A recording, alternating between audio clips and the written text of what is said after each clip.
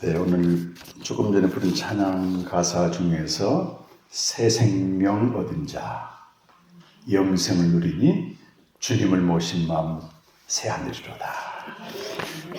새 생명을 우리 이미 얻었습니다. 새 생명을 얻은 것과 영생을 누리는 것은 별개입니다. 생명이 있다고 해서 영생을 누리는 건 아니죠.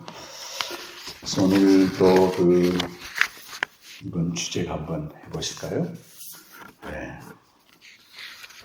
주 오늘 여기 계시오니. 시작. 주 오늘 여기 계시오니 와서 주의 말씀 듣세 듣기도 하며 생각하니 참 진리시로다. 죄악 벗은 우리 영혼은 기뻐 뛰며 주를 보겠네. 하늘에 계신 주 예수를 영원히 섬기리. 하나님 말씀을 듣기도 하고 생각해야 됩니다. 지금 이제 독일에 있는 한병철 교수가 한국 유명한 철학자입니다. 우리 한국 사회를 진통사회, 진통제를 놓듯이 고통을 없애버리는 사회라고 합니다. 굉장히 빠르게 돌아가는 디지털 시대고 즉각적인 자극에 즉각적으로 반응해서 사람들이 생각을 하지 않고 산다는 것입니다. 그런데 사도행전 17장 11절 보면 사도 바울이 베레아 교인들을 칭찬할 때 저들은 데살로니가 사람보다 더 마음이 너그러워서 하나님의 말씀, 복음을 들을 때 간절한 마음으로 받았다고 돼 있어. 간절한 마음. 근데 그걸로 그친 게 아니고 정말 이 말씀이 그러한가 하고 날마다 그 말씀을 상고했다고 돼 있습니다. 사경회는 말씀을 상고하는 사격이거든요. 여러분 흘려 들어가지 말고 지나가지 말고 말씀을 깊이 상고하심으로써 소화가 되고 내 것이 되어야 됩니다. 그럴 때 우리는 새 생명 얻은 자 영생을 누리니. 새 생명을 얻었는데 어떻게 하면 영생을 누릴까? 이것은 어제 잠깐 말씀드렸지만 로마서 6장 4절 말씀에 답이 나오고 있습니다. 로마서 6장 4절 말씀 다시 한번 우리 읽겠습니다.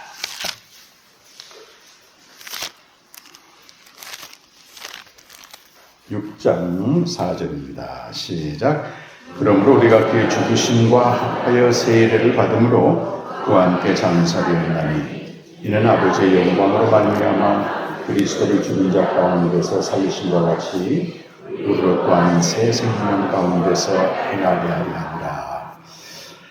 우리가 새 생명을 얻은 자가 영생을 누리기 위해서는 예수 그리스도의 죽음에 연합이 되어야 되고 그와 함께 장사되어야 되고 그와 함께 부활의 연합이 될 때만이 새 생명을 누리게 되는 것입니다.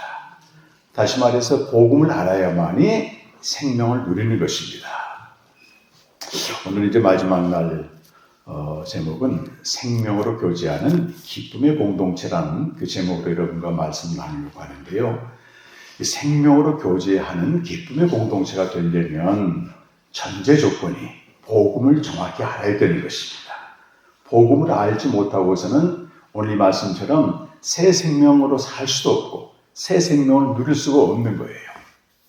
새 생명 얻은 자 영생을 누리니 찬양을 할 때 여러분 좀 누리지 못한 사람은 찔림이 있어요. 이거 내 찬양이 아니거든.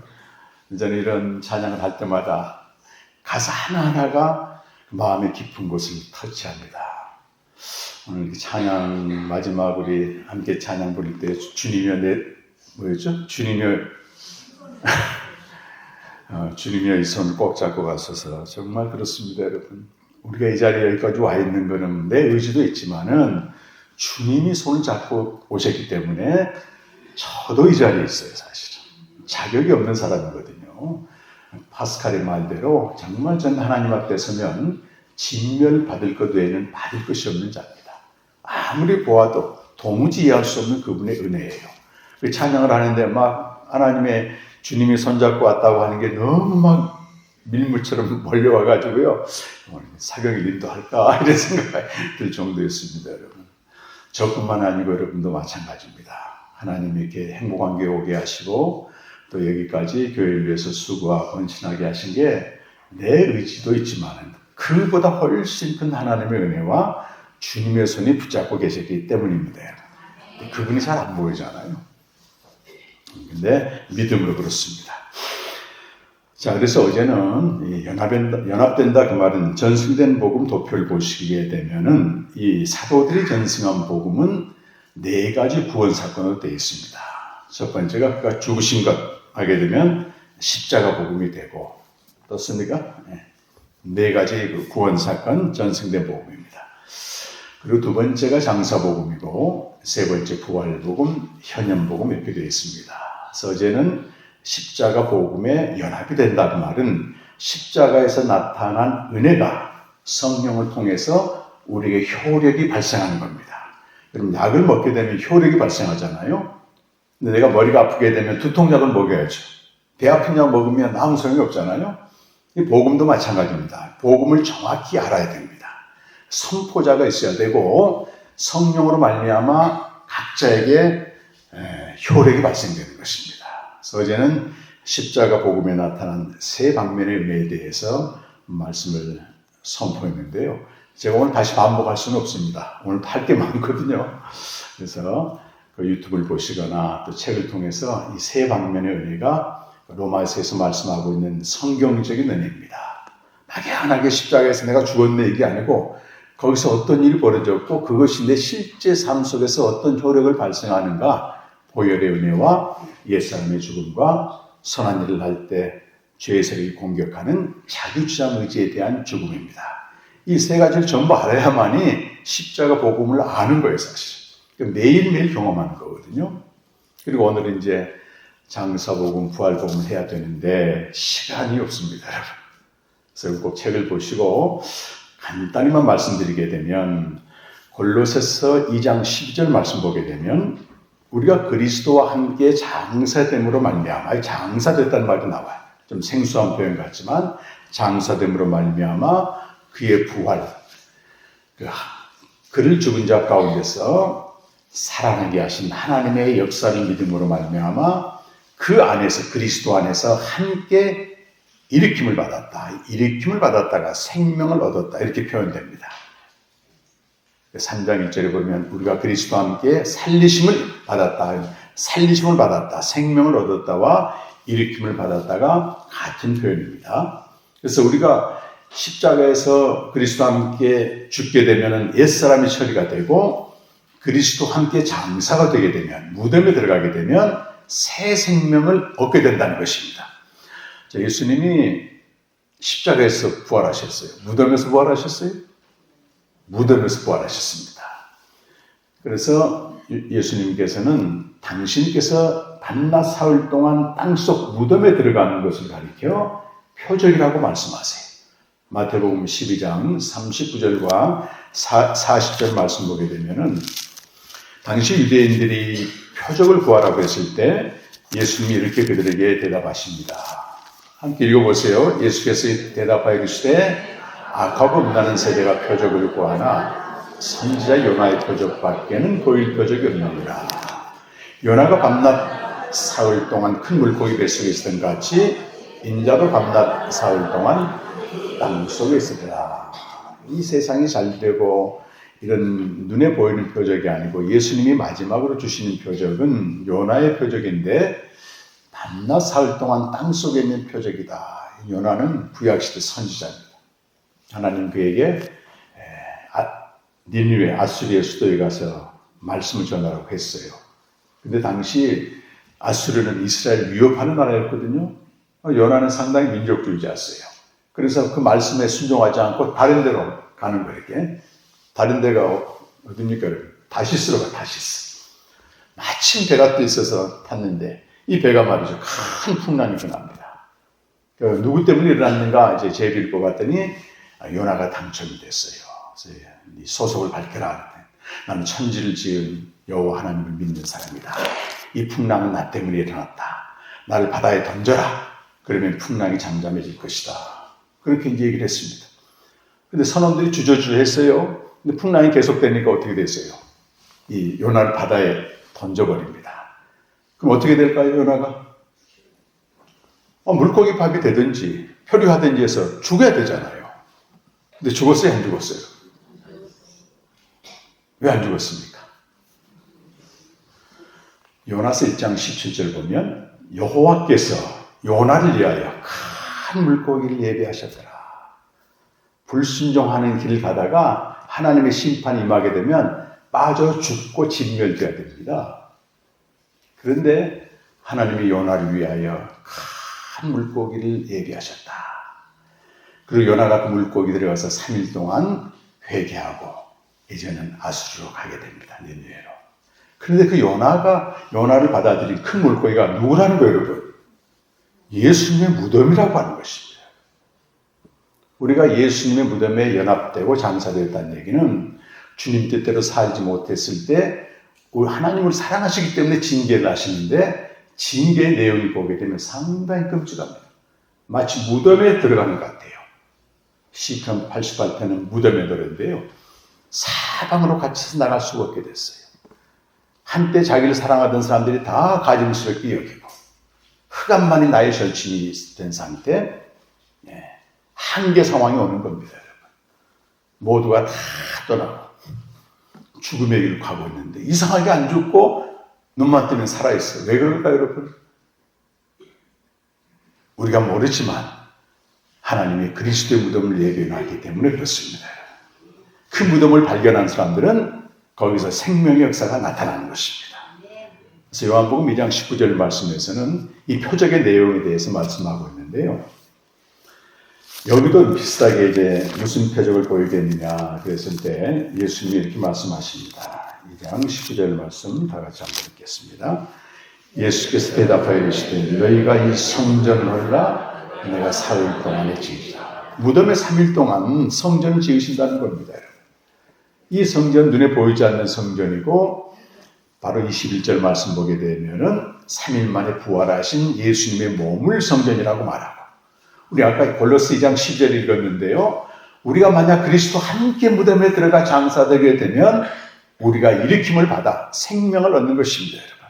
그래서 예수 그리스도의 무덤은 우리가 그에 연합함으로써 거기서 성전이 지어질 뿐만 아니고 생명을 얻는 장소입니다. 여러분. 생명의 인큐베이터라고 말해요. 그래서 여러분이 신앙생활 하다가 도무지 이해할 수 없는 이 비참한 상황, 끔찍한 상황, 말로 감당할 수 없는 해석되지 않는 고난이 올 때는 그게 무덤으로 주님께서 초대하는 것입니다. 근데 나만의 무덤은 어떤 역사도 나타나지 않아요. 나의 무덤이 누구의 무덤과 연합이 돼야 돼? 그리스도의 무덤과 연합이 돼야 됩니다. 그래서 하나님을 사랑하신 자는 그 무덤에 있을 때 말씀으로 인도하게 되는 겁니다.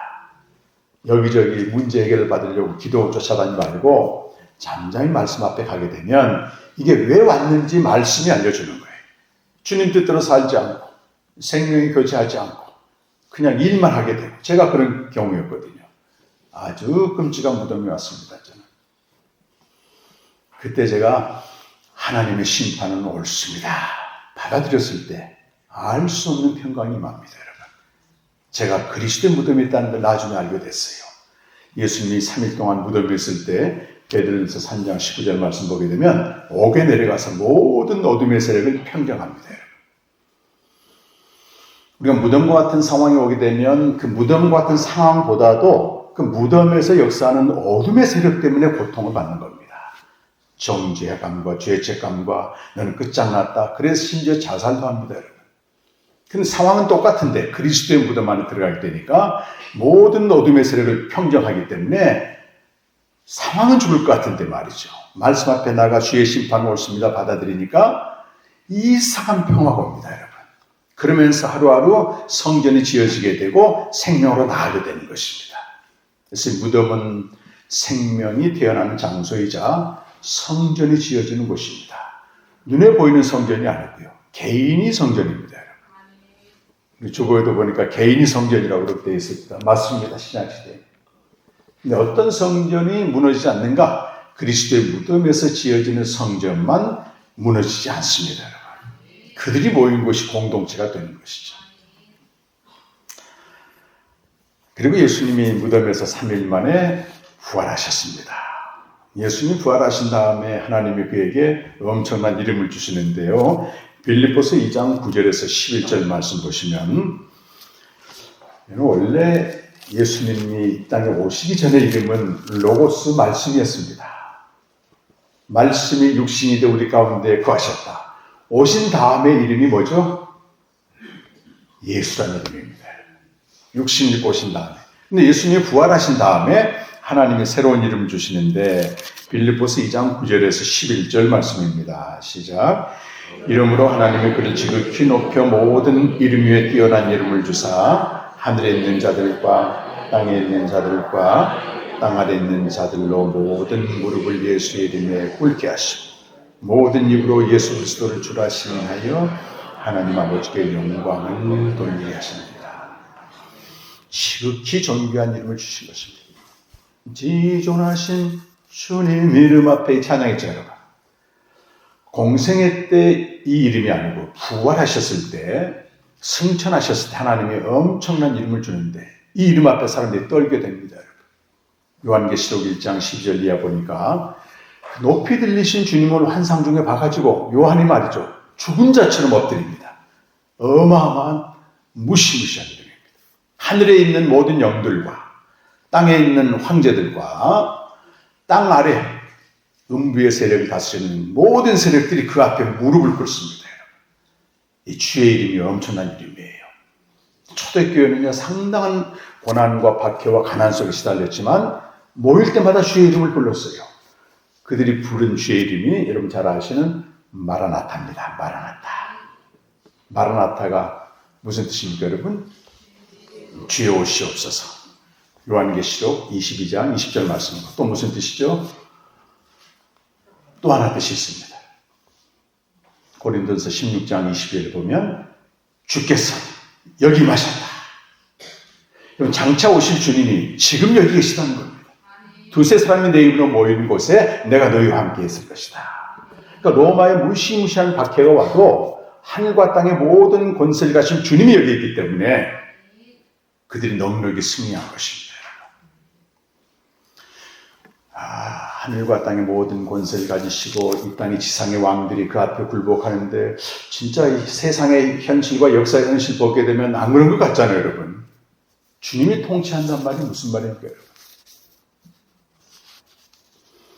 골로새서 1장 13절 말씀 보면 골로새서 1장 13절 뒤에 빌립보서 뒤에 자, 시작. 그가 우리를 흑암의 권세에서 건져내사 그의 사랑의 아들의 나라로 옮기셨으니 첫날 기억하세요. 모든 사람들 아담 안에 태어난 사람들은 3번 생명 푸시케로라는 생명으로 살아가면서 공중의 권세 잡은 자의 지배를 받고 죄와 사망의 지배를 받고 있는 것이 모든 인간들입니다. 그런데 주님의 통치가 어떻게 되는가 하면 군사적이고 물리적인 정치적인 통치가 아니고 영적인 통치입니다.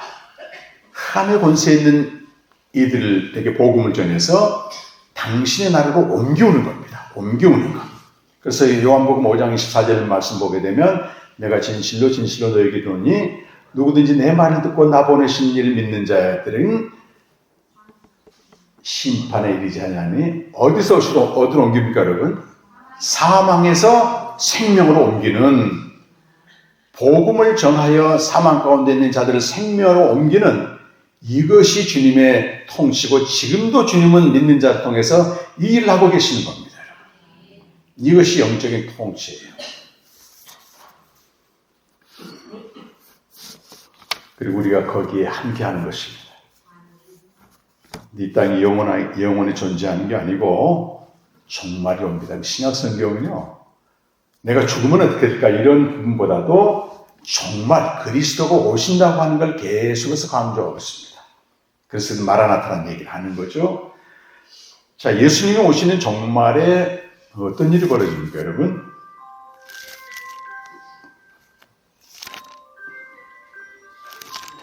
깨어있으라는 사인 같습니다. 정말 깨어있어요. 고린도전서 15장 24절에서 28절 말씀 보면 예수님이 재림하시고 종말이 오게 되면 크게 네 가지 사건이 일어납니다. 제가 이 24절부터 28절까지 말씀을 도표로 만들었는데요. 이 앞에 있는 도표를 한번 봐주시기 바랍니다.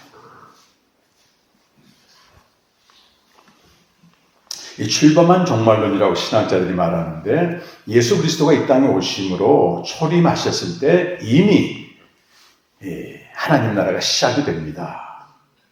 그래서 그러나 아직 완성은 안 돼요. 예수님이 재림할 때 완성되기 때문에 D-Day 또 결정적인 승리의 날, V-Day 또 완전한 승리의 날 구분해가지고 저 중간 지대에 우리가 살고 있다는 것입니다. 오른쪽 끝에 보게 되면 고린도전서 15장 24절에서 28절까지 종말이 되게 되면 네 가지 사건이 일어난다고 되어 있어요. 첫 번째가 뭐죠, 여러분? 통치권을 아버지께 돌려드립니다. 자, 조금 전에 예수님이 부활하셨을 때 하나님의 모든 통치권을 다 주셨어요. 하늘과 땅의 권세를 다 주셨는데 이걸 영원히 예수님이 갖고 있는 게 아니고 종말이 오게 되면 더 이상 통치 대상이 없기 때문에 이걸 아버지께 돌려드리는 것입니다. 이게 첫 번째고 두 번째는 신자의 몸이 부활합니다. 우리는 몸의 부활을 믿습니다. 이 땅에 살다가 이 세상을 떠나든 또는 예수님이 재림할 때 변화되든 둘 중에 하나죠. 내가 죽지 않을 때 예수님이 재림하게 되면 이 몸으로 예수님을 영접하는 게 아니고 영광스러운 몸으로 변화되어서 예수님을 영접하는 거고 이미 세상을 떠난 이들은 영광스러운 몸으로 부활하여 예수님을 영접하게 되는 것입니다. 완전한 하나님 나라 살게 되죠. 세 번째는 뭐죠? 15장 26절 보니까 마지막에 멸망받을 원수가 사망이다. 지금도 사망인 죄의 세력이 활동하고 있는 것입니다. 그래서 그림을 보시게 되면 위쪽은 그리스도가 통치하고 있고 아래쪽은 누가 통치해요? 사단이 통치하고 있는데 끝으로 가면 갈수록 그리스도의 통치 영역은 넓어지게 되고 사단의 통치 영역은 좁아지게 되고 그리고 마지막 날을 가게 되면 사단이 완전히 멸망합니다. 그러니까 예수 믿어도 쉽지 않은 게 말이죠. 지금도 사단이 참소하고 넘어뜨리게 하고 어제 말씀드린 대로 선한 일을 했어도 죄의 세력이 공격해서 우리 속이고 사망으로 던지고 이런 일을 계속하고 있는 것입니다. 깨어 있어야 되는 것입니다. 네 번째는 뭡니까? 만유가 아버지께 돌아가는 것인데요. 이 상태로 돌아가는 게 아닙니다. 계시록 21장 6절 7절 보게 되면 만물이 새롭게 되어서 아버지께로 돌아가는 것입니다. 20세기 접어들면서 상당히 하나님이 없다고 하는 또 하나님이 죽었다고 하는 신죽음 신학이 범람을 했습니다. 주로 서구 쪽에서.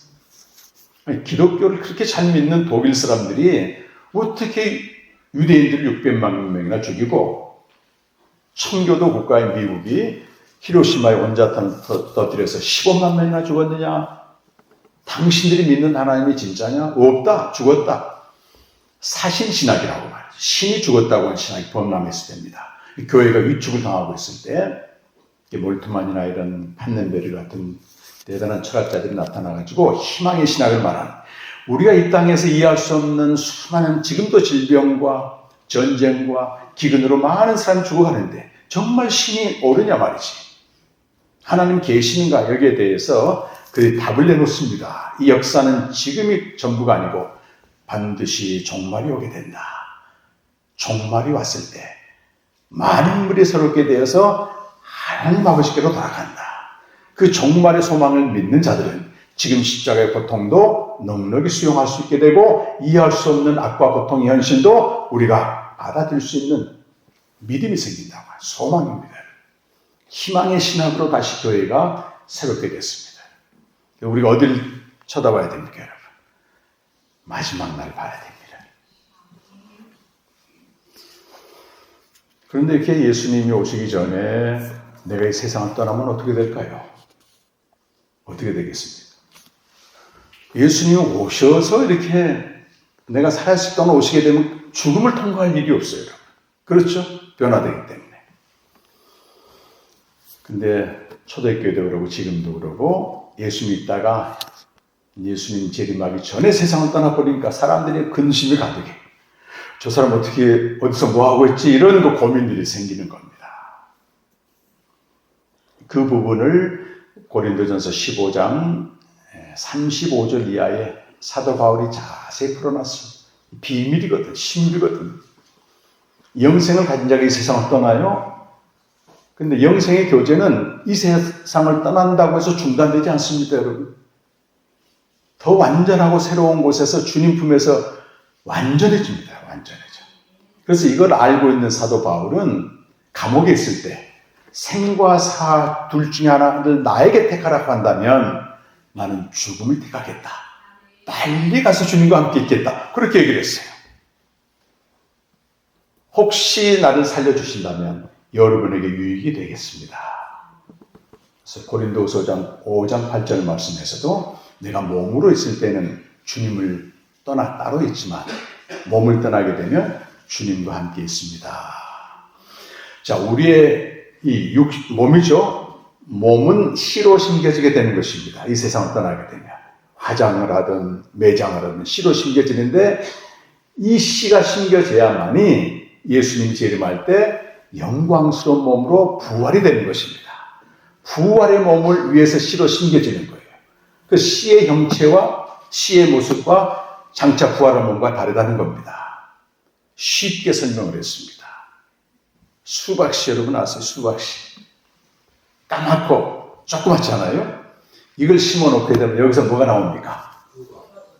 큰 수박이 나오잖아요. 씨와 여기서 나오는 형체가 다르다는 겁니다. 우리 지금 몸은 말이죠. 병든 몸, 약한 몸, 욕된 몸, 육의 몸, 썩을 몸이에요. 반드시 심겨져야 됩니다. 없어지지 않습니다. 이 심겨진 씨가 있기 때문에 예수님이 재림할 때 종말이 오게 되면 이 씨로부터 영광스러운 몸으로 부활하게 되는 것입니다. 그리고 우리 안에는 영생은 없어지는 게 아니고 그대로 주님과 완전한 교제 속에 들어가게 되는 거예요. 그래서 죽음 이후의 1단계는 주님이 오시기 전까지 중간 상태를 말하고 죽음 이후의 2단계는 주님이 재림하셔서 완전한 하나님 나라가 성취되는 것입니다. 내가 이 세상 떠나게 되면 어떻게 될까? 육체적으로 고통이 오지만 내가 갈 곳을 분명히 아는 사람들은 거뜬히 견딜 수가 있습니다.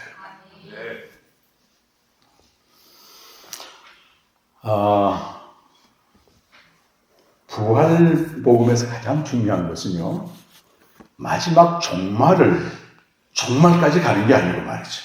지금 여기서 사는 것입니다. 그것이 고린도전서 15장 57절과 58절 말씀에 나오고 있는데요. 자, 한번 읽어보겠습니다.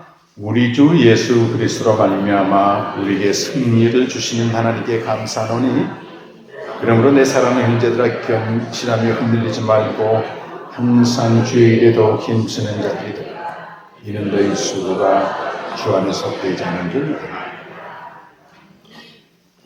아멘. 아까 사망의 세력이 예수님의 재림할 그때에 멸망받는다고 아까 15장 26절에서 읽었어요. 사도 바울은 어떻게 말하고 있는가 하면 그 사망의 세력은 이미 멸망했다고 얘기하는 거예요. 그 마지막 날 될 일을 지금 봐버리는 것입니다. 그래서 사망을 꾸짖는 겁니다. 어떻게 이게 가능하겠습니까, 여러분? 종말의 동시대성이라고 하는 도표를 하나 띄워주시기 바랍니다. 이것이 기독교의 그 시간관인데요. 우리 기독교 시간관은 이 태초에서 종말까지 가는 직선 시간관입니다. 만물 안의 세계입니다. 시간과 공간 안에 갇혀있는 시간인데 우리가 영생을 얻고 하나님과 교제를 하게 되고 우리는 그리스도와 함께 살리심을 받고 하늘에 앉힌 자였잖아요. 저 위에 속해 있습니다. 지금 영혼이라고 하는 하나님 나라에 이미 우리는 속해 있는 겁니다. 그 하나님 나라에서 지금 현재를 살고 있기 때문에 이것을 신학자들이 영원한 현재다. 근데 정말 말이죠. 저 위에서 보게 되니까 마지막 날 될 일이 지금 보이는 겁니다, 여러분. 높은 빌딩 올라가게 되면 어떻게 돼요? A하고 B 지점이 하나로 보입니다. 이해가 되세요, 여러분? 비행기 타고 가게 되면 A, B 지점이 하나로 보이듯이 그러나 자동차를 타고 가게 되면 A와 B 지점 가야만이 제가 이제 부천에서 왔는데요. 가야만이 부천입니다, 여러분. 근데 비행기 위에서 내려다보게 되면 한 점으로 보이는 겁니다. 이걸 종말을 현재로 산다 그래요. 바울이 그렇게 우리에게 얘기하고 있습니다. 이사야 46장 10절 말씀에서도 하나님은 태초부터 종말을 알고 있다. 하나님께는 시간이 없습니다, 여러분. 무시간입니다. 시간 밖의 존재이기 때문에 종말에 일어날 일을 지금 봐버리는 겁니다. 바울이 그걸 쭉 보니까 말이죠. 마지막 날 가서 봤더니 모든 게 헛되고 헛된데 헛되지 않은 일이 하나가 있다는 거예요. 그게 뭐라고 말해요? 그래서 마지막 부활장의 결론은 그러므로 형제들아 견고하며 흔들리지 말며 더욱 주의 일에 힘쓰는 자들이 되라. 왜? 이는 너희 수고가 결코 헛되지 않느니라. 전도서 1장 2절에 보면 이 세상에서 모든 걸 누리고 가지고 하고 싶은 일 다 했던 전도자가 마지막 가서 뭐라고 합니까? 다 해봤는데 헛되고 다 이렇게 많아. 근데 여기 고린도전서에서는 헛되지 않는 일 한 가지 있다는 거잖아요. 마지막 날 가보니까 주의 일입니다, 여러분. 영혼을 구원하는 일입니다. 사도 바울은 너희가 바로 주의 일이다. 고린도전서 9장 1절에서 말하고 있습니다. 복음을 전해서 아까 말씀드렸죠. 예수님이 사망 가운데 있는 영혼들을 생명으로 옮기는 한 영혼을 구원해서 교회로 데려와서 양육하고 이게 전부 주의 일입니다. 이거는 영원한 겁니다. 가봐야 되겠습니까? 끝까지? 물론 가봐야 알죠. 어떤 사람이 이렇게 말해요. C.S. 루이스가 이런 좋은 예화를 했어요. 건물 누가 짓고 있는데 말이죠. 뭘 짓는지 몰라. 시멘트가 잔뜩 있습니다. 이 건물이 어떤 건물인지 아는 방법이 두 가지가 있다는 겁니다. 그러니까 같이 시켜보는 거예요. 같이 시켜봤더니 이게 도서관 짓네. 그 방법이 하나가 있고 또 하나는 건물주에게 물어보면 된다는 겁니다. 그러니까 건물주가 믿을만 하면 믿는 겁니다, 여러분. 하나님 말씀대로 믿으신가요? 그렇다면 말씀이 뭐라고 말해요? 모든 건 좀 헛되지만은 주의 일을 행하는 자는 결코 헛되지 않는다 그 말입니다. 더욱 힘쓰라고 얘기하는 겁니다. 그래서 영생은 지금 여기서 시작하고 죽음 이후에도 풍성해지게 되고 종말에 오게 되면 완전해집니다.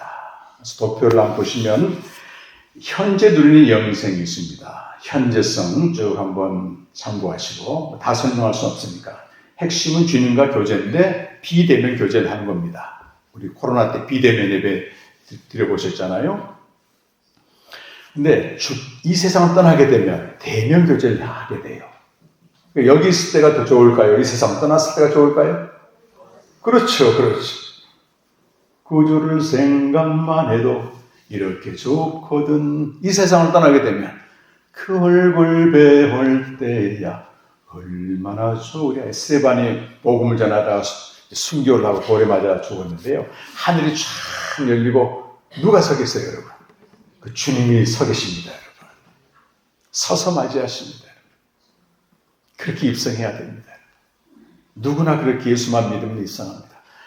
잘 믿고 덜 믿고 나중 문제고 예수 공로 의지해서 그곳에 가는 겁니다. 우리는. 그리고 대기하고 있다가 예수님이 재림하시게 되면 완전한 2단계로 들어가게 됩니다. 그때는 우리 몸이 부활하여 새하늘과 새 땅에서 그리스도의 신부가 되어서 주와 함께 왕노릇하는 엄청난 세계가 기다리고 있다고 하는 것입니다. 그래서 사도 바울 같은 사람은 이 세상에서 가장 저주받을 만큼 죽을 만큼 매를 맞고 위험을 안고 고통당하면서 이 복음 주의 일을 사람들 제일 행복한 사람입니다. 이것이 이제 부활복음이고 현현복음은 예수님이 부활하셔서 40일 동안 나타나셔가지고 믿는 자들에게 택한 자들에게 나타나서 성경을 풀어서 그리스도에 대해서 알려주게 되고 위임명령을 하십니다. 그 위임명령에 의해서 교회가 세워집니다. 보통 현현복음은 교회 탄생의 기원이라고 말하고 있습니다. 어떤 제 책을 보시게 되면 자세히 나오고, 이제 오늘 본론으로 들어가서 요한일서 1장 말씀을 읽었는데요. 요한복음과 요한일서는 상당히 깊은 관계가 있습니다. 요한복음은 예수님이 돌아가시기 전 그 부활할 때까지 기록했고, 요한일서는 예수님이 영생은 곧 유일하신 참 하나님이요 그가 보내신 자 예수를 아는 것이다. 영생의 공동체가 기록된 공동체에 대한 말씀입니다. 근데 요한일서를 보게 되면 그리스도인이 누구냐? 그리스도의 정체성에서 세 가지로 말하고 있는데, 신약 성경 보면 우리가 예수를 믿어 하나님의 자녀가 됐다? 여러 가지로 부릅니다. 로마서 1장 6절 7절에서는 우리가 예수 그리스도의 예수 그리스도의 소유가 되었고, 또 하나님의 사랑받는 자가 되었고, 또 성도로 부르심 받았다고 하는 것이, 이렇게 이제 부름받게 되고, 골로새 3장 12절에서는 어제도 말씀드렸는데 우리가 어떤 존재가 된 거예요?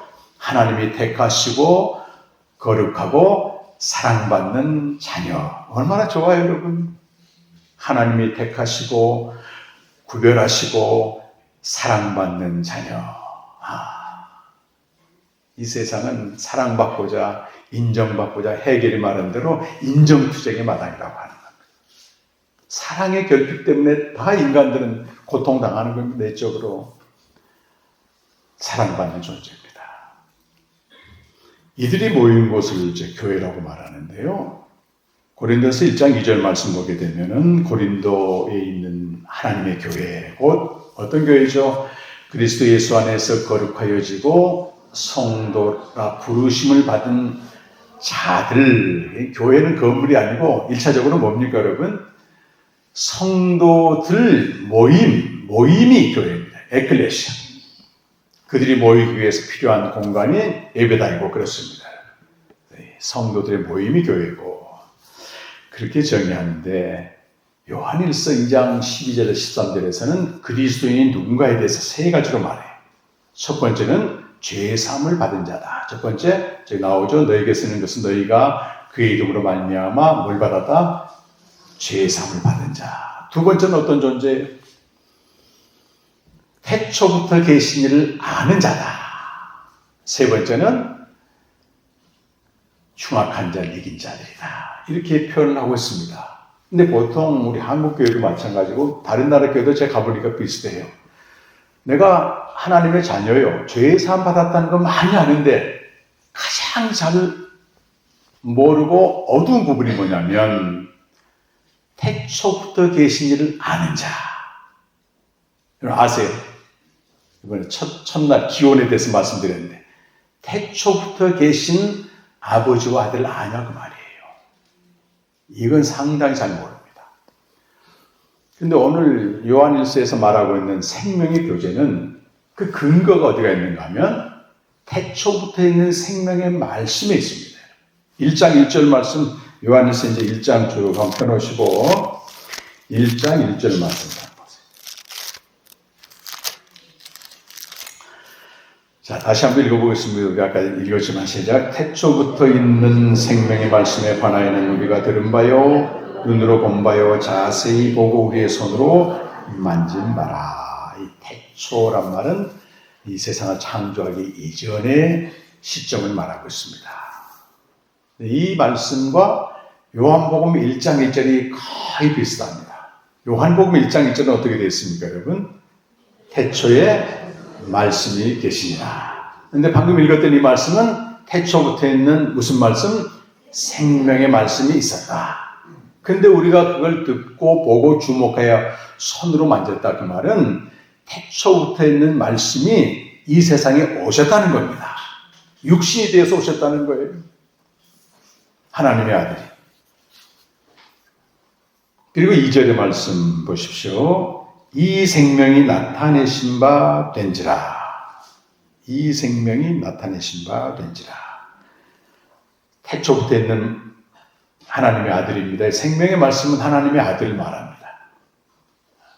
그 말씀이 나타난 바 되었다. 이 생명이 또 이걸 어떻게 부르냐면 이 영원한 생명을 우리가 보았고 증언했다. 보았고 증언했다. 볼 견자와 증언할 증자입니다.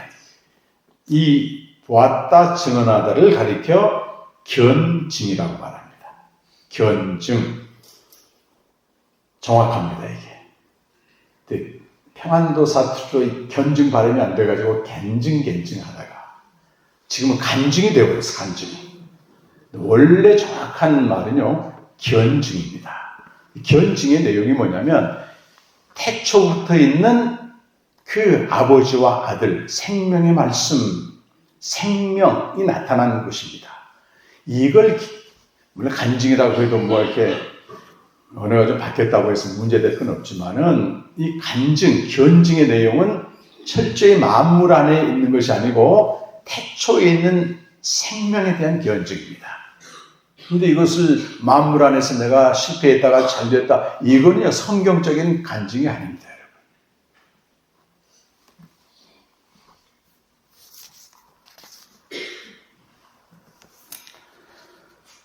자, 그 다음 절 보니까 이는 아버지와 함께 계시다가 우리에게 나타내신 바 되니시니라. 누가 아버지와 함께 계셨습니까, 여러분? 말씀이 아버지와 함께 계셨고, 또 생명의 말씀이 아버지와 함께 계셨고, 이분이 누구예요? 하나님의 아들입니다, 여러분. 그러니까 우리가 생명을 교제한다, 그 말은 전제 조건이 아버지와 아들이 함께 있는 그 세계를 알아야만 되는 겁니다, 여러분. 우리 하나님의 자녀잖아요, 여러분. 그 10년 전, 20년 전 이렇게 입양 간 그 자녀들이요, 성장하게 되면은 내 부모가 누군가 알고 싶은 거예요. 사실은 뭐 책임도 안 지고 낳자마자 떠나 보냈는데도 내 부모가 누구인지 알고 싶은 겁니다.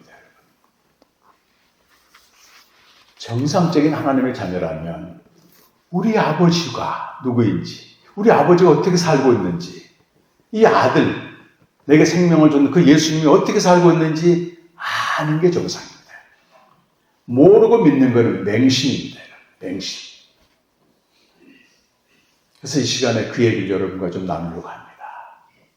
그곳이 어디냐면 육신적으로도 태어나게 되면 부모의 집에 살듯이 영적으로도 하나님의 자녀가 되면 아버지 집에 살아야 되는 겁니다. 아버지.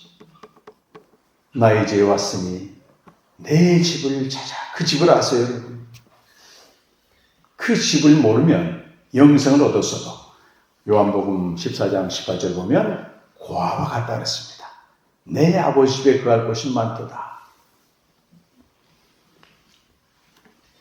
그래서 이 시간에 성령께서 아버지와 아들이 어떻게 존재했고 어떻게 관계했고 나는 그 속에 어떻게 들어가는가, 거기에 대한 말씀을 나누려고 합니다. 이것은 우리 인간의 이성으로는 깨달을 수 없는 영역입니다. 초월의 영역입니다. 그래서 칸트라는 계몽주의 철학자가 아주 경건했거든요. 칸트는 우리 인간의 이성은 이 경험된 세계, 만물 안에서 경험된 세계만 알 수 있도록 한정되어 있고 저 위에 있는 세계는 알 수 없다, 이렇게 커튼을 쳐버렸어요. 그러니까 신앙생활을 어떻게 하냐면 성경 말씀에 기록된 산상수훈을 비롯한 시간과 공간을 초월해서 영원한 진리인 이 말씀을 듣고 순종하는 것, 이 말씀을 지키려고 하는 것이 기독교 신앙이 되어버리다 보니까 기독교가 도덕적이고 윤리적인 종교로 바뀌어버린 것입니다. 그 아버지 집을 알아야만이, 우리가 그리로 들어가야만이 거기에 기뻐 뛰며 줄 보는 의미가 있는 것입니다. 그런데 이것을 특별한 방법이 아니고 거기서 살다 오신 우리 예수님 아들이 전부 알려주셨어요. 전부 알려주셨어요. 주의를 기울이고 진지하게 들으시면 먼저 그 집을 알고 그 집에 들어간 사람을 통해서 또 소개를 받는 겁니다. 2008년 1월달에 제가 아버지와 함께 있는 그 집이 보였습니다. 여러분. 아버지 영으로만 보이는 것입니다. 이 시간 하나님께서 여러분에게 진리의 영으로 보여주시길 바랍니다. 자, 그림을 하나 보여주시면 아버지와 아들과의 관계인데요. 이겁니다. 저 왼쪽에 어떤 말씀이 있습니까? 같이 한번 읽어보실까요? 태초에 말씀이 계십니다. 이 말씀이 하나님과 함께 계셨으니 이 말씀이 곧 하나님이시다. 여기 말씀은 하나님의 아들의 이름입니다. 그래서 아버지가 아들에게 뭘 줬어요? 생명을 주었습니다. 요한복음 5장 26절 보면 아버지께서 자기 속에 생명이 있음 같이 아들에게도 생명을 주어 그 안에 있게 하셨고, 계속해서 그림 띄워주시기 바랍니다. 아버지가 아들에게 생명을 주신 것은 사랑해서 주신 겁니다. 사랑해서. 이 생명을 받은 아들은 요한복음 14장 28절에 아버지에 대해서 이렇게 말합니다. 아버지는 나보다 크시다. 이렇게 말합니다. 똑같은 하나님이시지만 관계 방식에 있어서는 아버지가 더 크시다. 그렇잖아요. 부자지간 있으면 당연히 아버지가 크죠. 이건 권위와 질서를 말하는 것입니다. 이 아들은 자기보다 크신 아버지 상위 권위를 사랑하십니다. 사랑하신 내용이 복종입니다. 복종. 그래서 요한복음 14장 31절 말씀 보면 찾아봅시다. 여기는 요한복음 14장 31절 말씀. 자, 시작. 오직 내가 아버지를 사랑하는 것과 내 아버지께서 명하신 대로 행하는 것을 세상에 알게 하니로라. 여기까지. 아버지를 사랑함으로써 뭐였어요? 아버지가 명하신 대로 했다는 겁니다. 하위 권위가 상위 권위를 사랑한다. 그 말은 복종하는 겁니다. 이건 모든 인간관계에도 똑같습니다. 자녀가 부모를 사랑한다. 그 말은 부모에게 복종하고 순종한다는 뜻입니다.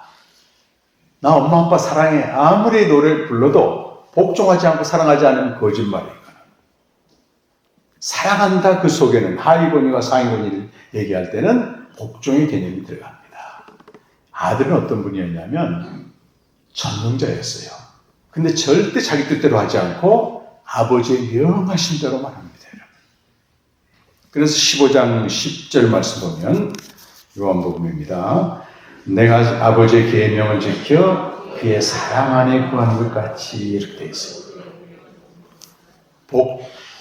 아버지를 사랑하여 복종했더니 아버지가 그 아들을 사랑하신 겁니다. 복종과 사랑으로 이 아들과 아버지는 창세전부터 하나가 되신 겁니다. 하위 권위가 상위 권위를 사랑해 복종하고, 상위 권위, 아버지는 아들을 사랑하시는데요. 사랑의 내용이 뭐냐면 내게 주신 영광이에요. 영광. 영광이란 말은 좀 이따 보겠습니다만 아버지 자신을 다 주신 겁니다. 여러분. 다 주셨어요. 이걸 요한복음 17장 5절부터 직접 아들이 얘기하는데요. 아버지가 내게 주신 사람들, 아버지가 내게 주신 말씀, 아버지가 내게 주신 영광, 아버지가 내게 주신 출처를 다 밝히십니다. 여러분.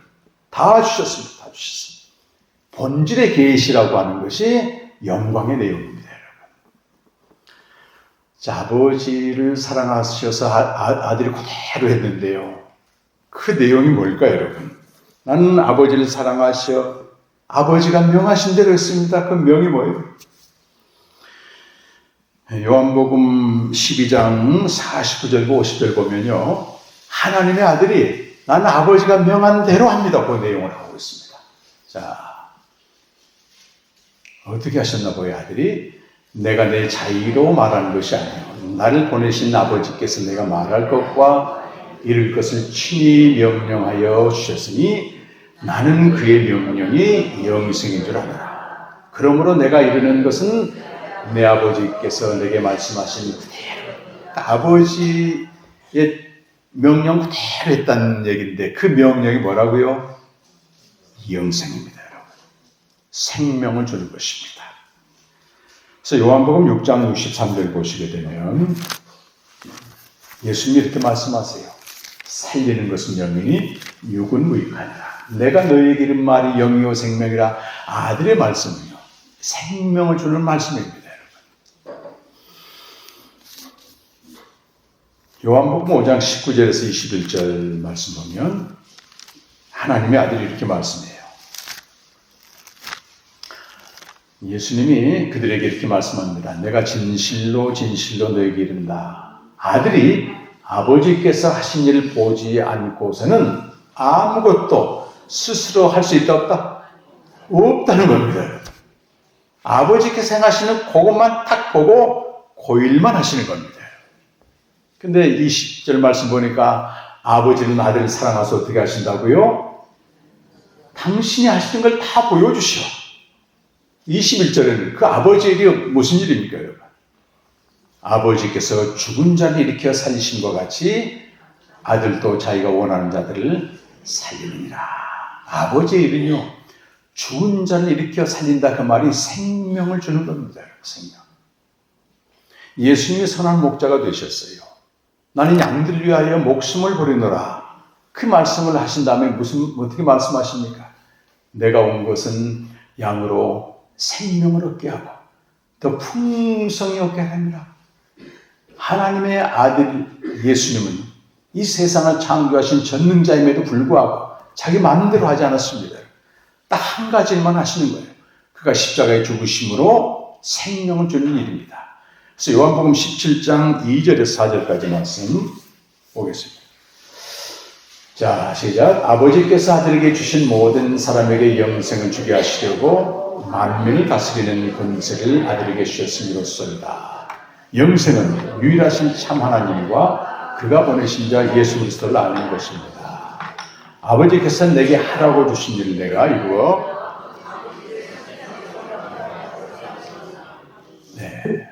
이루다란 말이 나와요. 아버지께서 내게 하라고 하신 일을 이루어. 요한복음에서 예수님이 십자가 달리셔서 마지막으로 하셨던 말씀 기억하세요 혹시? 다 이루었답니다. 뭘 이루었을까요? 아버지께서 하라고 하신 일을 이루신 겁니다. 그 일이 무슨 일입니까 여러분? 죽은 자를 일으켜 살려 생명을 주는 겁니다. 여러분. 우리가 생명을 얻은 것은 우리 행위나 공로가 하나도 아닙니다. 여러분. 이것은 아들이 아버지의 뜻과 아버지에 대해 절대적으로 복종함으로써 십자가에 죽기까지 복종하셔서 그를 믿는 자들에게 주신 어마어마한 선물입니다. 여러분. 이렇게 귀하고 놀라운 선물인 영생을 우리가 누리지 못하면 말이죠. 얼마나 아버지께서 그 아버지의 뜻대로 십자가에 죽으신 예수님이 그 마음을 아세요, 여러분? 새 생명 얻은 자 영생을 누리니 이 찬양이 그런 찬양입니다. 가장 귀한 선물입니다. 더 받을 복이 없습니다. 영생의 복 외에는요. 누리면 되는 겁니다. 누리면 되는 겁니다. 땅의 복도 좀 가졌다고 누리면 기분이 좋지만요. 이건 다 일시적이고 지나가는 거잖아요. 하늘의 복은 지나가지 않습니다. 항상 선입니다. 영생을 누리며 주 안에 삽니다. 너무 귀한 건데 아프리카 사람들이 처음에 다이아몬드 발견해가지고 말이지. 이게 무슨 돌멩이인 줄 알고 막 다 버리고 했는데 몰랐잖아요. 영생을 그렇게 취급하면 안 됩니다. 아버지는 아들을 사랑하셔서 자기 한 일 전부 보여주셨는데 아들은 그거밖에 안 했어요. 우리에게 영생 주시는 거 이거 하나 때문에 오셔서 아버지께서 아들에게 주신 모든 자에게 영생을 주게 하시려고 내게 만민을 다스리는 권세를 주셨는데 그 권세 안에 뭐가 들어있냐면 십자가에 죽는 권세까지도 들어갑니다.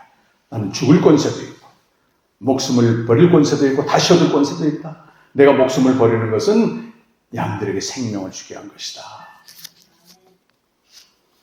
이 생명으로 살아내야 되는 것입니다.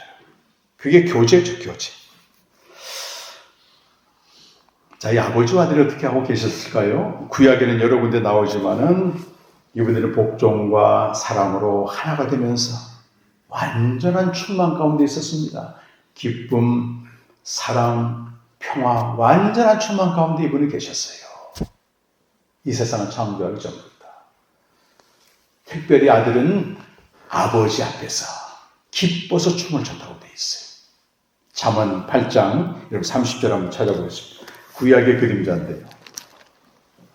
잠언 8장 30절. 여기는 이제 하나님의 아들이 창조자로 이렇게 나오고 있습니다.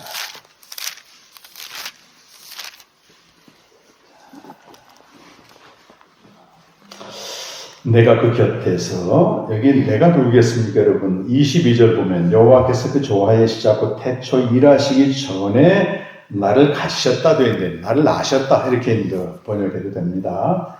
그 아들이 그렇게 얘기하는 겁니다. 30절과 31절 말씀 시작. 내가 그 곁에 있어서 창조자가 되어 날마다 그의 기뻐하신 바가 되었으며 항상 그 앞에서 즐거워하였으며 사람이 거치할 땅에서 즐거워하며 인자들 기뻐하였느니라. 그러니까 아들은 아버지의 기뻐하신 자가 됐다는 겁니다. 이건 어디에도 나오죠? 마태복음 3장 17절에 예수님이 세례받고 올라올 때 하늘의 소리가 들려. 이는 내 사랑하는 자요, 내 기뻐하는 자라고 말합니다. 아버지는요, 아들을 기뻐하십니다. 이 기쁨은 세속적인 기쁨이 아닙니다. 하늘에 속한 완전한 기쁨, 항상 있는 기쁨. 이 기쁨을 알 때 우리는 항상 기뻐하라 그 말씀이 임하게 되는 겁니다. 어떻게 세상에서 변화무쌍한 세상에서 항상 기뻐할 수 있습니까? 조건적인 것이죠. 그거는 아버지가 아들을 기뻐했는데요, 아들도 아버지를 기뻐하면서, 여기 보니까 나는 그 앞에서 즐거워했다, 이 표현은 쉬운 성경이나 다른 번역본을 보게 되면 춤을 추며 기뻐했다고 나와요. 춤을 추며. 다윗이 여러분 이것을 봤습니다. 다윗은 구약 인물이지만 이 아버지와 아들이 어떻게 존재하는가를 봤어요. 시편 16편 말씀입니다. 시편 16편 8절에서 11절까지 말씀드리겠습니다. 자, 함께 읽겠습니다. 시작. 내가 여호와를 항상 내 앞에 모시며 그가 나의 오른쪽에 계심으로 내가 흔들리지 아니하리로다. 이러므로 나의 마음이 기쁘고 나의 영도 즐거워하며 내 육체도 안전히 살리니 이는 주께서 내 영혼을 수월에 버리지 아니하시며 주의 거룩한 자를 멸망시키지 않으실 것입니다. 주께서 생명의 길 내게 보이시니 주의 앞에는 충만한 기쁨이 있고 주의 오른쪽에는 영원한 즐거움이 있나이다. 시편만 보게 되면 이것이 다윗의 시로 보입니다. 다윗은 그리스도를 예시하고 있고 이 시는 사실은 그리스도의 시입니다. 그래서 베드로가 사도행전 2장에서 이걸 그대로 인용해가지고 말이죠. 예수님이 이러고 계셨다는 겁니다. 사도행전 2장 24절에서 28절 말씀인데요. 이 말씀을 그대로 인용을 했어요. 자, 함께 읽어보겠습니다. 시작. 하나님께서 그를 사망의 고통에서 풀어 살리셨으니 이는 그가 사망에 매여 있을 수 없었습니다. 다윗이 그를 가르쳐 이르되 내가 항상 내 앞에 계신 줄 되었으며 나를 요동하지 않게 하게 하여 그가 내 우편에 계시도다. 그러므로 내 마음이 기뻐하였고 내 혀도 즐거워하였으며 육체도 희망에 도하더니 이는 내 영혼을 음비에 버리지 아니하시며 주의 거룩한 자로 썩음을 당하지 않게 하실 것입니다. 주께서 생명의 길 내게 보이셨으니 주 앞에서 내게 기쁨이 충만하게 하시도다 하였으므로. 자, 여러분 29절에 보면 이렇게 말씀하고 있어요. 시작. 형제들아 내가 조상 다윗에 대해 담대히 말할 수 있노니 다윗이 주로 장세되어 그 묘가 오늘까지입니다. 그런데 저 밑에 32절 보면은 미리 본고로 그리스도의 부활을 말하되 그가 음비에 버림이 되지 않고 그의 육신이 썩음을 당하지 아니하시도다. 이 말씀이 뭘 말하겠어요? 다윗은 죽어서 무덤이 여기 있다는 겁니다. 근데 다윗이 노래했던 그 다윗의 시는 다른 게 아니고 그리스도를 가리킨다고 하는 것입니다.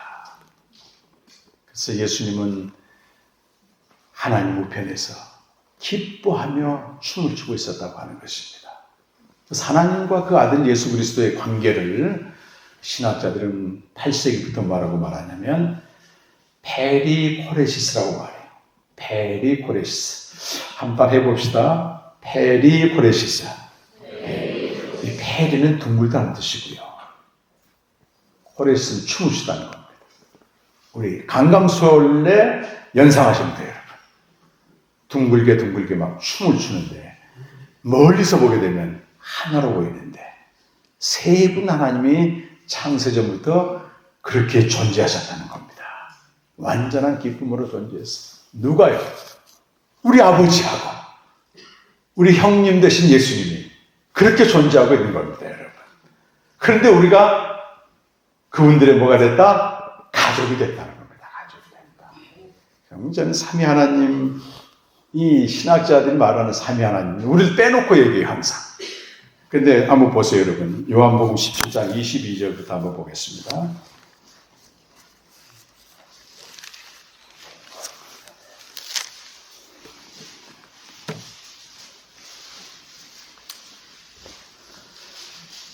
자, 시작.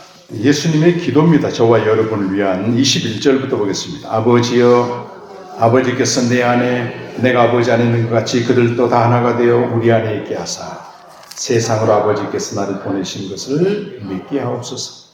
내게 주신 영광을 내가 그들에게 주었사오니 이는 우리가 하나가 된 것 같이 그들도 하나가 되게 하렵니다. 여기 우리가 하나란 말이 나와요. 이것이 삼위일체의 근거가 되는 말씀입니다. 우리가 하나가 된 것 같이 생명을 얻은 그들도 저와 여러분들도 하나가 되기를 원합니다. 예수님의 기도죠. 23절 말씀. 곧 내가 그들 안에 있고 아버지께서 내 안에 계시어 그들로 온전함을 이루어 하나가 되게 하려 함은 아버지께서 나를 보내신 것과 또 나를 사랑하신 것 같이 그들도 사랑하신 것을 세상으로 알게 하려 함 것입니다. 아버지여 내게 주신 자도 나 있는 곳에 나와 함께 있어 아버지께서 창세 전부터 나를 사랑하심으로 내게 주신 나의 영광을 그들로 보게 하시기를 원합니다. 창세 전에 아들이 아버지께로부터 나셨습니다, 여러분. 그 아들만이 유일하게 하나님의 생명을 가지고 있어요. 그래서 독생자라고 하는 것입니다. 근데 우리는 하나님의 생명을 직접 갖는 게 아니고 아들 안에 아들을 영접함으로 생명을 얻기 때문에 우리는 하나님이 오시던 양자예요. 독생자는 누구밖에 없다? 예수님밖에 없습니다. 언제 태어나셨어요? 동정녀 마리아에게 태어나기 전에 그건 몸을 입고 온 거고 이 세상을 창조하기 전에 이미 그분이 아버지께로부터 태어난 독생자라고 하는 것입니다. 그래서 요한복음 1장 18절 말씀에서는 아무도 하나님을 본 사람이 없을 때 아버지 품속에 있는, 이렇게 아버지 품속에 있는 독생하신 하나님이 나타나셨느니라. 독생하신 하나님이 누구겠어요? 예수님이죠. 나타나신 것입니다. 그래서 이 아버지와 아들은 항상 함께 있습니다. 아들이 아버지 안에 있고 아버지가 아들 안에 있고, 그런데 여기에 영생을 얻은 저와 여러분이 들어오기를 원한다고 말이에요. 그게 도표를 보시게 되면 아버지와 아들 안에 거하는 이것이 영생입니다, 여러분. 아까 그림은 뭐였죠? 아버지와 아들만 있었는데 이제 누가 저 안에 들어갈 때요? 저와 여러분이 들어가는 겁니다. 그래서 아버지와 아들이 함께 있는 이곳을 요한복음 14장 2절에서는 아버지 집이라고 말해요. 아버지 집. 아버지 집입니다. 요한복음 14장 2절, 3절 말씀 같이 한번 읽어보겠습니다. 14장 2절과 3절 말씀. 시작. 내 아버지 집에 구할 곳이 많도다. 그렇지 않으면 너희에게 일렀으리라. 내가 너희를 위하여 거처를 예비하러 가노니 가서 너희를 위하여 거처를 예비하면 내가 다시 와서 너희를 내게로 영접하여 나 있는 곳에 너희로 있게 하리라. 이건 죽어서 가는 천국이 아니고요. 성령이 오시게 되면 우리가 아들과 아버지 안에 거하게 되는데 그곳을 아버지 집이라고 말하고 다른 표현으로는 나 있는 곳이라고 표현을 하는 겁니다. 그래서 14장 20절 말씀 같이 보시면 성령이 오시게 되면 어떻게 돼요? 그 날에는 내가 아버지 안에 너희가 내 안에 내가 너희 안에 있는 것을 너희가 안다. 너희가 그때 성령을 통해서 말이죠. 영생 얻은 우리가 아들과 아버지 안에 거하는 것을 안다. 눈이 딱 떠졌어. 아, 내가 지금 아들과 아버지 안에 있구나. 그랬을 때 우리는 아버지와 아들이 누린 모든 것을 거저 누리게 되는 것입니다. 왜? 내 아버지 집이니까. 자녀들이 자기 친구들 집에 데려오면서 우리 아버지 집에 가자 그래요? 우리 집에 가자 그럽니다. 냉장고 열고 허락받고 먹습니까, 여러분? 그냥 먹습니다. 집 살 때 돈을 보탰습니까? 하나도 안 보탰습니다. 근데도 뭐라 그래요? 우리 집이라고 말합니다. 다 누리는 겁니다, 여러분. 그 속으로 들어가는 겁니다, 우리가. 그래서 예수님의 마지막 기도가 뭐냐면 17장 24절 이 기도예요. 17장 24절 예수님 마지막으로 우리를 위한 기도입니다, 여러분. 이 기도가 응답되기를 원하시는 거예요. 아버지여, 내게 주신 자가 누굽니까, 여러분? 영생 얻은 저와 여러분이에요. 17장 2절 보면 아버지께서 내게 주신 자들에게 영생을 얻게 하시도록 영생을 얻은 자들입니다. 저와 여러분이 말합니다. 그들이 어디 있으란 얘기예요? 나 있는 곳이란 말이 나오죠. 이곳이 어디예요, 여러분? 아버지 집입니다. 여러분. 나 있는 곳에 나와 함께해서 가만히 있지 말고 창세 전부터 아버지께서 나를 사랑하심으로 내게 주신 그 영광을 저들이 보기를 원하옵나이다. 이게 예수님의 마지막 기도예요, 여러분. 그 영광을 봐야만이 아버지와 아들이 하나가 된 것처럼 여러분도 하나가 된다 그 말입니다. 그 아버지와 아들 밖에서는 프로그램, 구호 하나가 될 수 없습니다. 가족도 마찬가지입니다. 어떤 방법으로 하나가 되겠습니까, 우리가? 각자 자기 생각 있고 주관이 있고 자기 주장이 있는데 어떻게 하나가 되냐 말이에요. 삼위 하나님은 말이죠. 전적인 자기 부인 하십니다. 아들은 자기가 할 수 있는 게 아무것도 없다 그래요. 오직 누구 뜻대로 한단 말입니까? 아버지 뜻대로만 합니다. 아버지는 또 어떻게 해요? 아들을 사랑하시고 자기의 모든 걸 다 주십니다, 여러분. 성령님은 보이지도 않습니다. 자기 부인이라고 하는 것은 하나님의 속성이지 인간의 속성은 아닙니다. 인간의 본질은 자기를 주장하게 되어 있어요.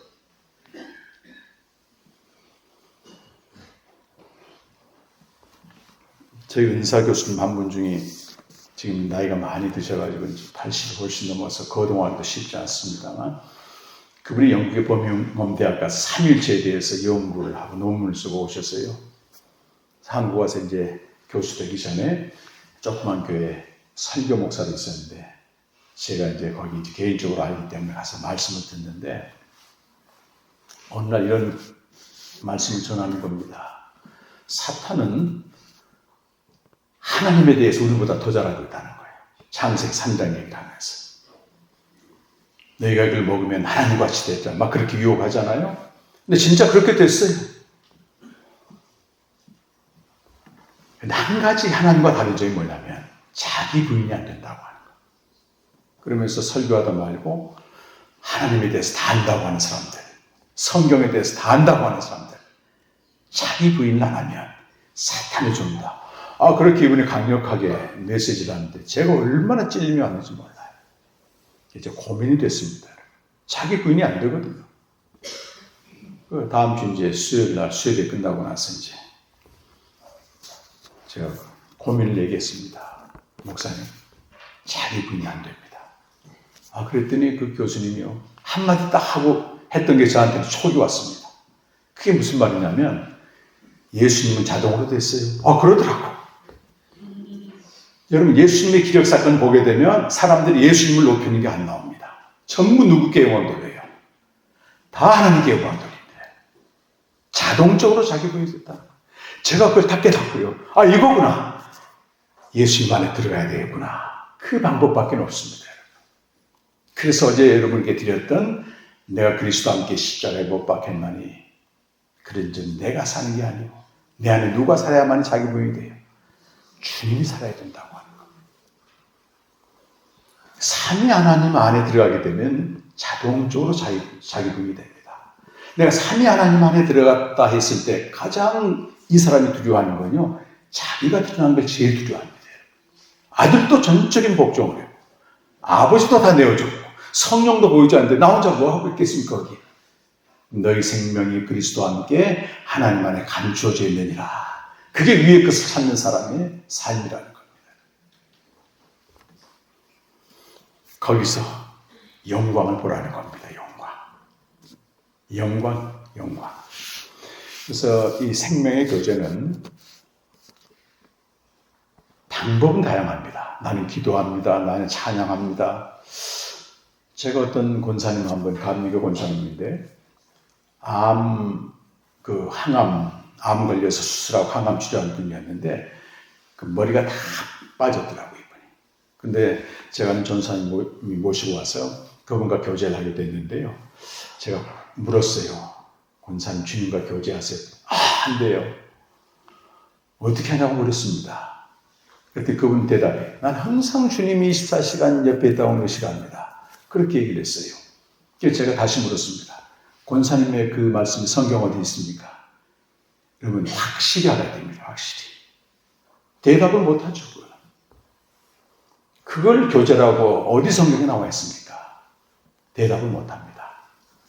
그래서 제가 요한복음 17장 24절 읽어주면서 교제란 생명을 가진 자가 아버지에 거하여 창세전부터 아들에게 주신 그 영광을 보는 것입니다.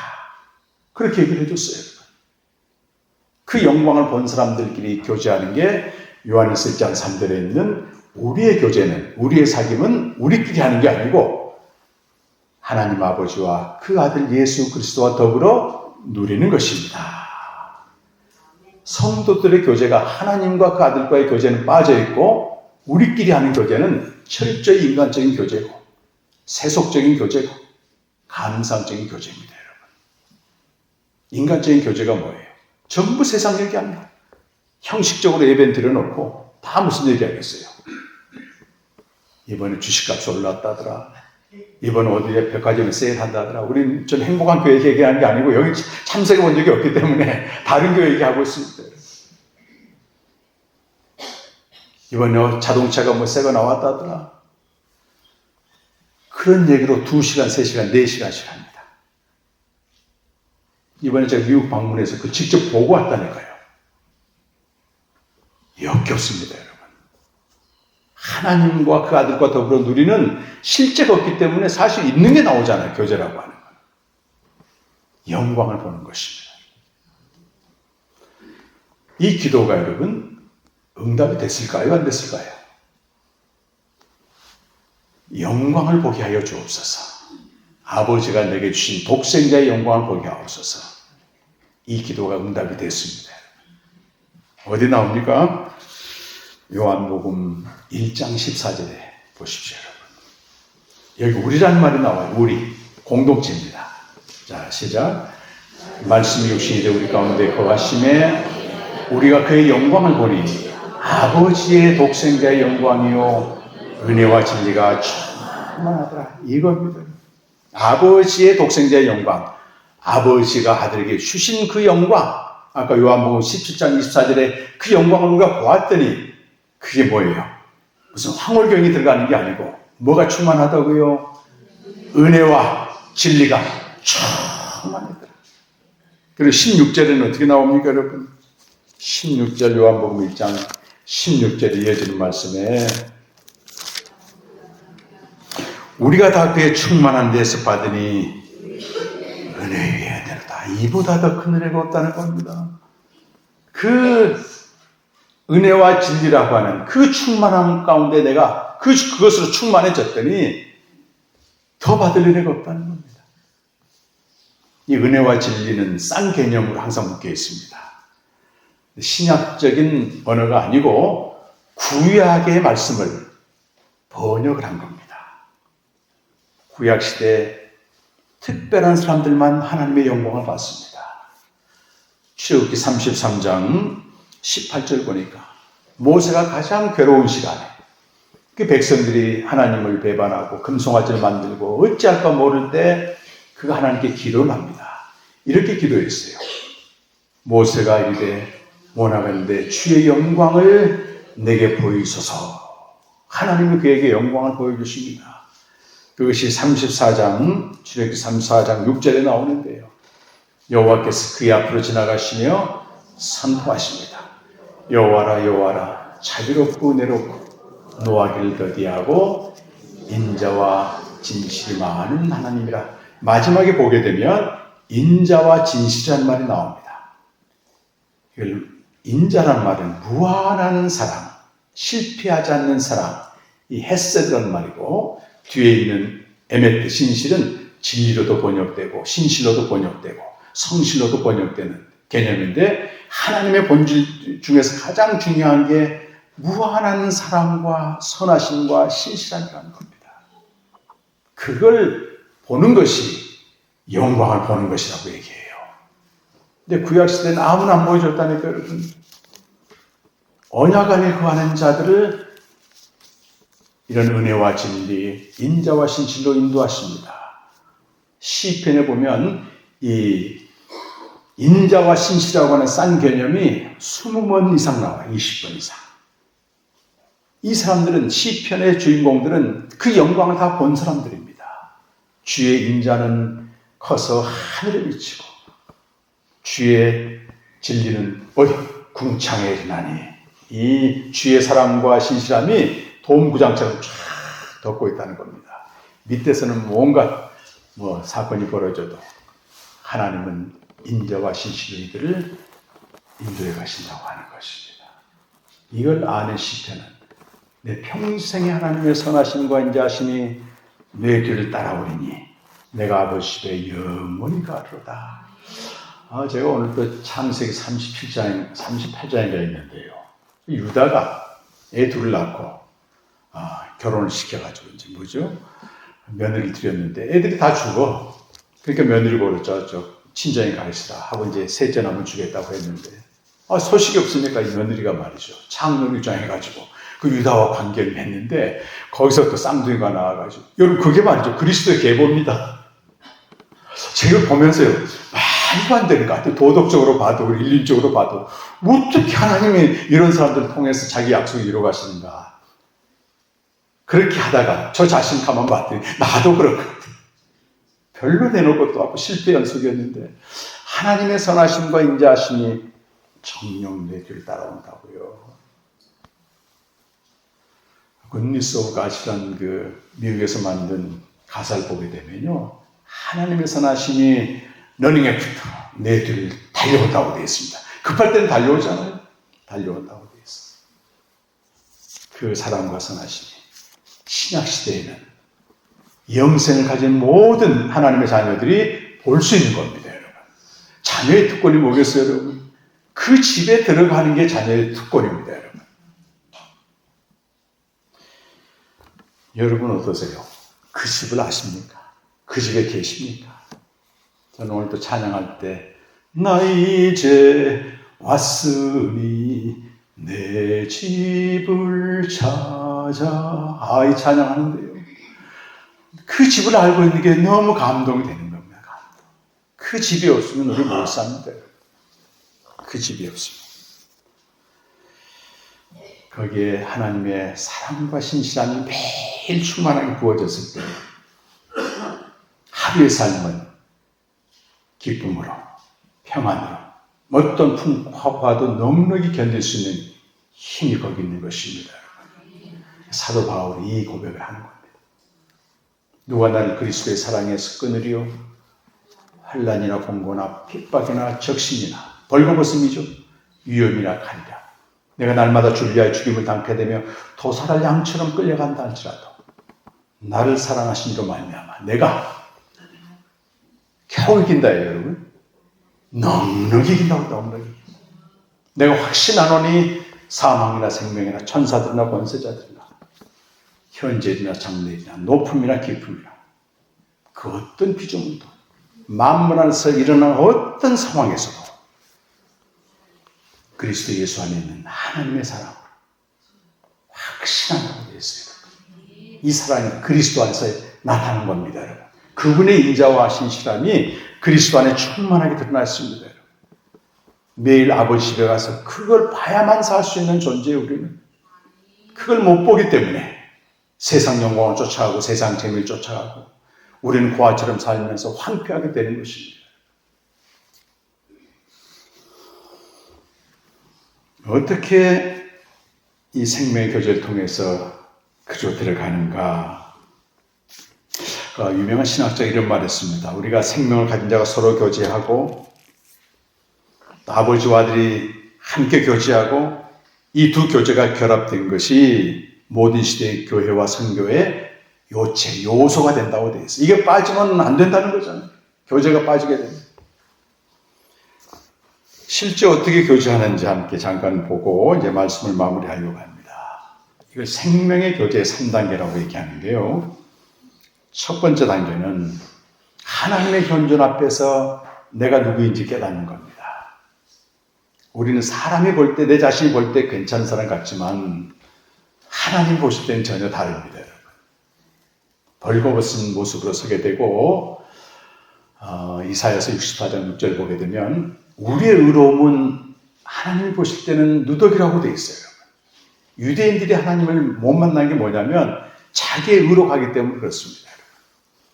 하나님 앞에서는 벌거벗은 존재, 비참한 자임을 인식하는 것입니다.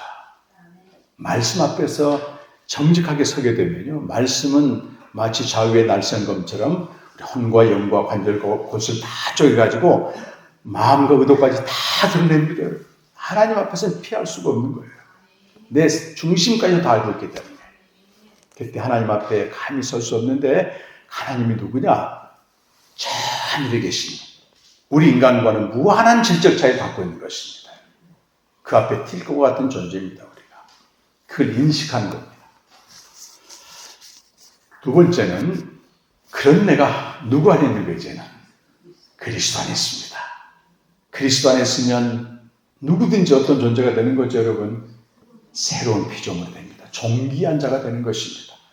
우리의 어떠함 때문에 하나님을 존귀하게 여기는 게 아니고 그리스도의 눈으로 그리스도가 우리 대신 죽으시고 값을 치렀기 때문에 우리가 그분의 택하시고 거룩하시고 사랑받는 자녀, 눈에 넣어도 안 아픈 그런 존재가 되는 것입니다.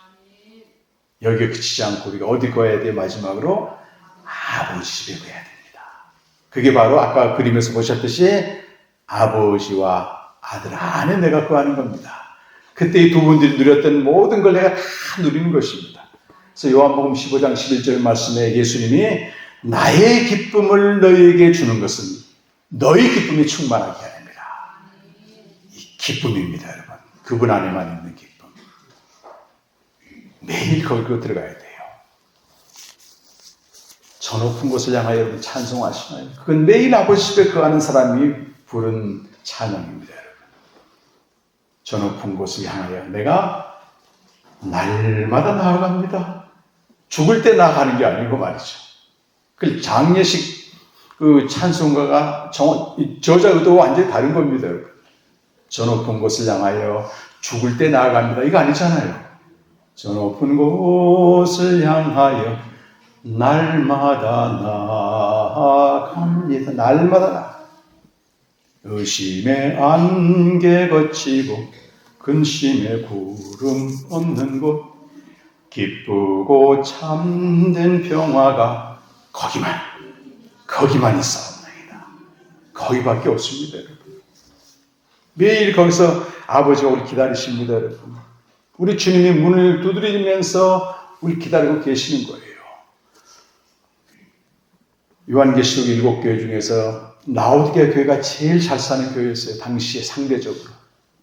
이 사람들 살만해, 먹을만해, 아쉬운 게 없어. 신앙생활은 미지근해. 예수님이요, 얼마나 그들을 사랑하시는지 몰라. 내 사랑하는 자들아, 열심을 내라 하면서 얘기하는데 뭘 얘기합니까, 그들에게? 너희가 부자라. 부유한 것이 없다. 부유하다고 생각하고 부족한 것이 없다고 생각하지만 내가 볼 때는 너희는 벌거벗은 자요, 가련한 자요, 권고한 자요, 눈먼 자요, 가난한 자야. 여러분, 존재의 비참성을 가리기 위해서 사람들이 부유하다고 생각하는 겁니다. 그리고 세상은 끊임없이 결핍을 느끼게 만들어서 세상적인 걸로 채우라고 말하는 거예요. 존재의 비참함입니다. 내가 이걸 알지 못하고 있다. 그들이 열심히 내라 회개하라면서 예수님이 문 밖에 서서 문을 두드리십니다. 내가 너에게 들어가서 너는 나와 더불어 먹고 나는 너와 더불어 먹겠다. 새벽마다 주님께서 문을 두드리십니다. 여러분. 근데 내가 정말 비참하고 가난하고 공고한 자를 아는 자는 문을 열죠. 여전히 내가 부자다, 괜찮다는 사람들은 나가지 않습니다. 그게 진짜 비참한 겁니다. 내가 비참하다는 사실을 모르는 게 진짜 비참한 겁니다. 3단계가 아버지 집에 들어가게 되면 우리의 상태와 상관없이 아버지가 기뻐서 어쩔 줄 몰라요. 이 그림이 탕자 이야기입니다, 여러분. 다른 게 아니고. 둘째 아들이 아버지의 재산을 전부 가지고 나가서 허랑방탕하게 살다가 재산 다 잃고 먹을 게 없어가지고 말이죠. 돼지 치는 집에 가서 돼지 먹는 쥐업 열매를 먹는데 그것도 떨어졌어요. 근데 탕자 위대함이 뭔지 아십니까, 여러분? 탕자가 어디를 기억했어요? 아버지 집을 기억했습니다. 그게 위대한 겁니다. 아버지 집을 기억했을 뿐만 아니고 나갑니다, 아버지께로. 자격 없이 품꾼 중에 하나로만 받아줬으면 좋겠습니다. 먹을 것만 좀 해결해 줬으면 좋겠습니다 하고 나가는데 아버지는 저 먼 발치에서 기다려요. 그 아들이 오니까 쫓아가서 어떻게 해요? 먹을 걸 안고 입을 맞춥니다. 그 돼지 치는 집에 왔던 그 아들이 그렇게 하는 거예요. 돼지 치는 집 가보셨습니까? 예산에 사는 집사님이 돼지 농장을 해서 한번 갔는데 산거가 뭔데 냄새 진동해서 가까이 가지 못합니다. 외국인들이 그런 일을 하고 있는 거예요. 거기서 살다 왔으니 얼마나 냄새나. 냄새 났을까요? 안 났을까요? 사랑하면 냄새가 안 납니다. 사랑하면 냄새가 안 납니다. 우리 어머님들 애기 어렸을 때 막 똥 싸면 냄새 맡아보잖아요. 탕자는 어리둥절하고 있는데 아버지는 기뻐서 어쩔 줄 몰라. 신발 신겨주고 옷을 새로 입혀주고 가락질 껴주는데요. 자녀의 권세를 회복시켜주는 겁니다. 거기로 끝났습니까, 여러분? 잔치벌이죠. 살찐 염소를 잡아서 아버지가 기뻐서 어쩔 줄 몰라요. 탕자는 어리둥절하고 있을 겁니다, 여러분. 내 집을 떠났다가 다시 돌아온 내 집에 온 그 아들을 맞이하십니다. 하지만 주여 나를 받으사 맞아 주소서. 아침마다 우리에게 생명이 있다고 하는 것 첫 번째, 그리고 우리가 가야 될 집이 있다고 하는 것, 이 두 가지만 기억하시면 됩니다. 재작년에 멕시코에서 신학생들에게 월요일부터 목요일까지 이 복음을 전했는데 원래 금요일까지 전하게 약속되어 있는데 그 신학교 학장 선교사님이요, 금요일 날은 여기 청소년 집회가 있다는 겁니다. 현지 멕시코 청소년들입니다. 그 수련회 가서 말씀 전해달라고, 복음을 전해달라고 해요. 30분 정도. 근데 멕시코는 깽단 문화이기 때문에 가난하고 이렇게 사는 아이들은 중학교 때부터 깽단에 포섭이 돼가지고 학비도 해주면서 자기 깽단 소속시키거든요. 그렇게 어려운 곳에서 이제 신앙생활 하는, 가봤더니 중학생, 고등학생, 청년까지 모여있어요. 한 200명 모여있었는데 30분 저한테 시간 줬습니다. 뭔 얘기하겠어? 통역까지 하는데 기원에 대해서 예수님 하늘로부터 오셨다. 그가 십자가에 죽으시고 부활하셨다. 우리가 생명을 주었다. 두 가지 부탁을 했습니다. 형제 자매들이 이 험한 세상 살기 때문에 신앙을 잃어버릴 수도 있고 교회를 떠날 수도 있다. 최악의 경우 두 가지만 기억해라. 너희들 안에 생명이 있다고 하는 것과 아버지 집이 있다고 하는 걸 기억해라. 그렇게 얘기해 줬습니다. 우리는 불완전한 존재입니다. 이 땅은 험합니다. 갈수록. 그래서 언제든지 실족할 수 있고 넘어질 수 있고 절망할 수 있고 그런 자리입니다. 이 세상은. 쉽지 않습니다. 여러분. 진통사회처럼 적당히 통증 다 마비시키고 인터넷 즐기고 텔레비 즐기고 하면서 가는 그런 만만한 세상에 우리는 그런 사람들이 아니잖아요.